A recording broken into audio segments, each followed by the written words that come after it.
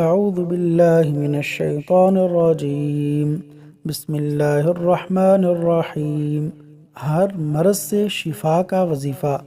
نبی اکرم صلی اللہ علیہ وسلم کا ارشاد ہے کہ اگر کوئی شخص بیمار ہو جائے اور کوئی دوسرا اس کی عیادت کے لیے آئے اور اس کی موت کا وقت نہ آ چکا ہو اور عیادت کے لیے آنے والا 7 مرتبہ یہ دعا اس کے پاس پڑھے تو اللہ تبارک و تعالی اسے ضرور شفا عطا فرمائے گا، اور وہ دعا یہ ہے: اسأل اللہ العظیم، اسأل اللہ العظیم، اسأل اللہ العظیم رب العرش العظیم، رب العرش العظیم ان یشفیک۔